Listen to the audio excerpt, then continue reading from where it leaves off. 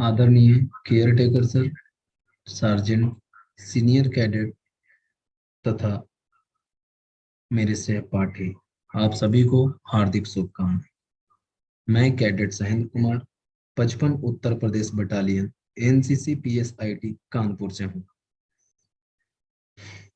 मैं आज आपके समक्ष आजादी का 75वां अमृत महोत्सव के उपलक्ष्य में अपना बात प्रकट करने जा रहा हूँ।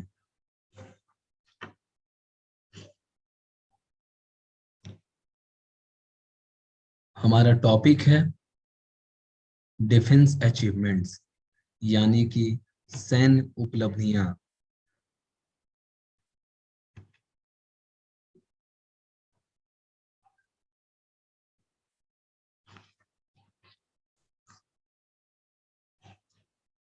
भारत अब समुद्र से लेकर अंतरिक्ष तक नया इतिहास रच रहा है।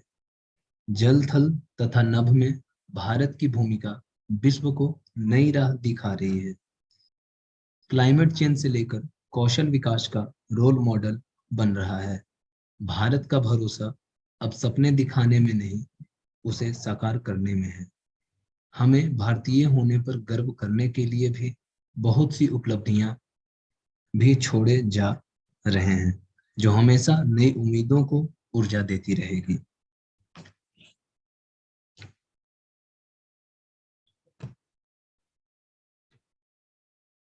आइए बात करते हैं 1965 भारत पाकिस्तान युद्ध का। यह युद्ध अगस्त से सितंबर के बीच 1965 में हुई थी। इस साजिश को 3 चरणों में पूरा किया जाना था। पहले चरण में भारत के प्रतिकार की क्षमता को आंकने के लिए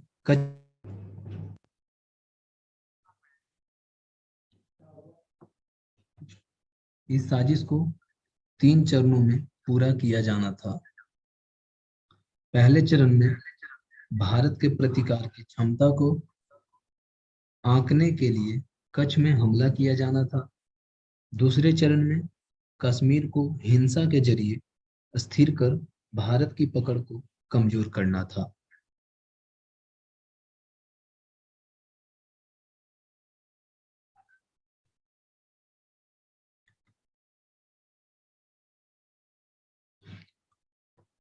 वहीं तीसरे और आखिरी चरण में जम्मू में छंब जौहरियों सेक्टर में सप्लाई लाइन को अपने कब्जे में लेकर कश्मीर में भारतीय सेना के लिए बड़ी मुश्किलें खड़ी करना था।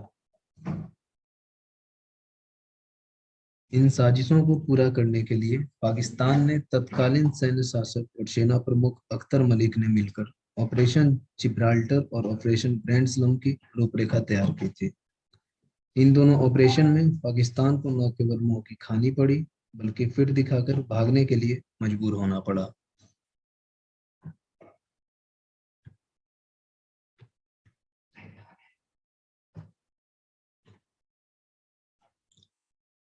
आइए जानते हैं 1965 युद्ध का नायक हीरो को। ऐसे बहुत से हमारे वीर सैनिक अपने प्राणों की आहुति दी थी अपने भारत माता की रक्षा के करने के लिए।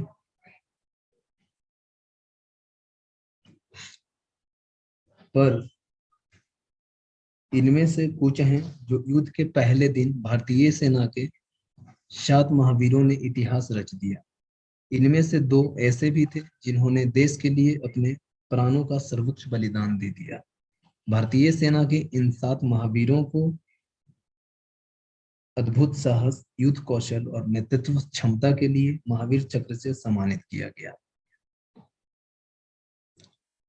ये 7 वीरों थे: major general Gurbaksh Singh, major general Rajendra Singh, major general H K. Sibal, brigadier Khemkaran Singh, lieutenant colonel D E. Hejje, lieutenant colonel N N. Khanna, Subedar Ajit Singh.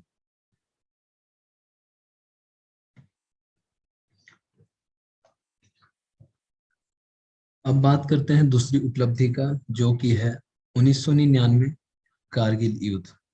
इसे ऑपरेशन विजय के नाम से भी जाना जाता है। करीब 22 साल पहले कारगिल के पहाड़ियों पर भारत तथा पाकिस्तान के बीच जंग हुई थी। इस जंग की शुरुआत तब हुई थी जब पाकिस्तानी सैनिकों ने कारगिल की ऊंची पहाड़ियों पर घुसपैठ करके अपने ठिकाने बना लिए थे। भारत सेना को इसकी भनक नहीं थी। भारतीय सैनिकों इसकी पत, भारतीय सैनिकों की इसकी पता एक चरवाहे से लग चली। 8 मई 1999 को यह जंग शुरू हुई। भारतीय जवानों ने भी ऊंचाई पर पहुंचना शुरू कर दिया और फिर ऑपरेशन विजय की शुरुआत हुई। इस जंग में भारतीय सेना के साथ साथ वायुसेना ने भी मोर्चा संभाला।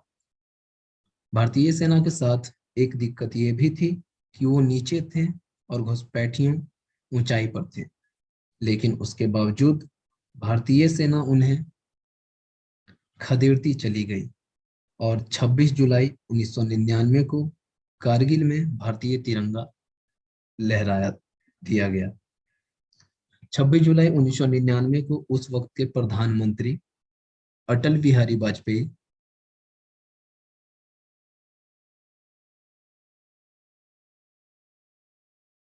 अटल बिहारी वाजपेयी बंद हो जा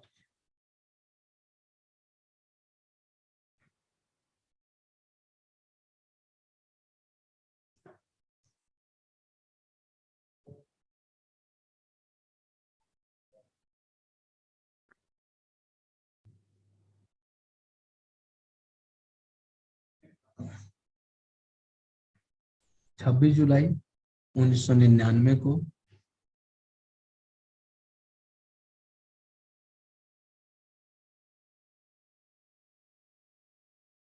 हेलो हेलो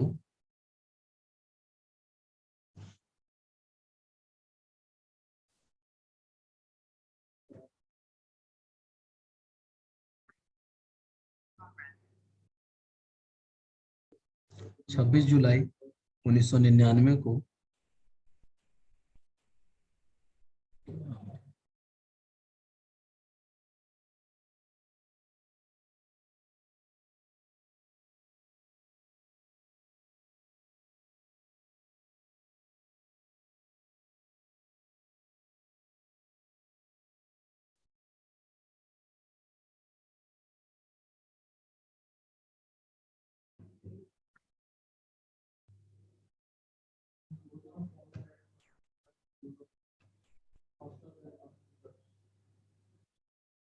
26 जुलाई 1999 को उस वक्त के प्रधानमंत्री अटल बिहारी वाजपेयी ने इस युद्ध में भारत की जीत का ऐलान किया था। तब से हर साल 26 जुलाई को विजय दिवस के रूप में मनाया जाता है। आइए जानते हैं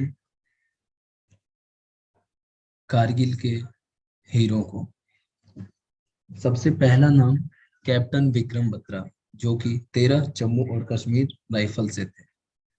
वो युद्ध के समय बात करने के लिए कोडवर्ड यूज करते थे। वो कोडवर्ड ये है, यह दिल मांगे मोर। दूसरे थे ग्रेनेडियर योगेंद्र सिंह यादव, जो अब हैं सूबेदार मेजर। वो आज तक सबसे कम उम्र में परमवीर चक्र पाने वाले सैनिक हैं। तीसरे थे राइफलमैन संजय कुमार, मेजर विवेक गुप्ता, मेजर सौरभ कालिया।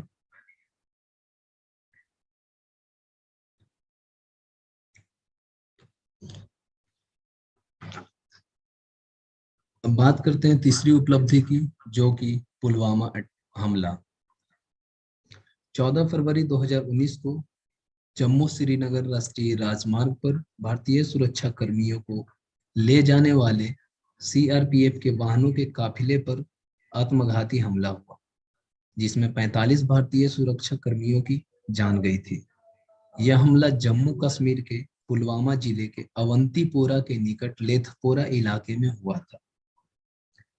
जय सरगना मसूद अजहर ने पाकिस्तान के इशारे पर भारत पर हमले की साजिश रची थी और 14 फरवरी 2019 को सीआरपीएफ के काफिले को एक विस्फोटकों से लदी कार ने सीधी टक्कर मार दी। आइए जानते हैं भारत ने पुलवामा हमले का बदला कैसे लिया। पुलवामा हमले के 12 दिन के भीतर भारत ने भी बदला ले लिया।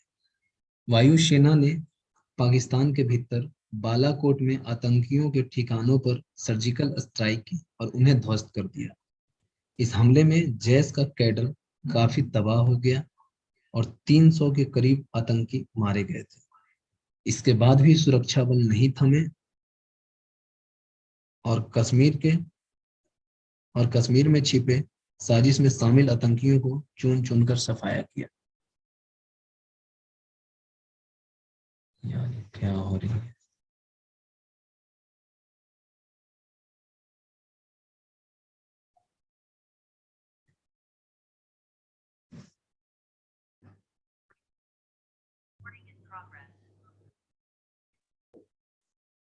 इसके बाद भी सुरक्षा बल नहीं थमे और कश्मीर में छिपे साजिश में शामिल आतंकियों को चुन चुनकर सफाया किया। आतंक के बाद निर्णायक जंग अब अंतिम पड़ाव के करीब पहुंचती दिख रही है और उनके समर्थन करने वाली अलगाववादी भी आज कश्मीर में नहीं दिखते। इतना ही नहीं, अब कश्मीर की सड़कों पर आजादी के नारे नहीं, देशभक्ति के तराने गूंजते हैं।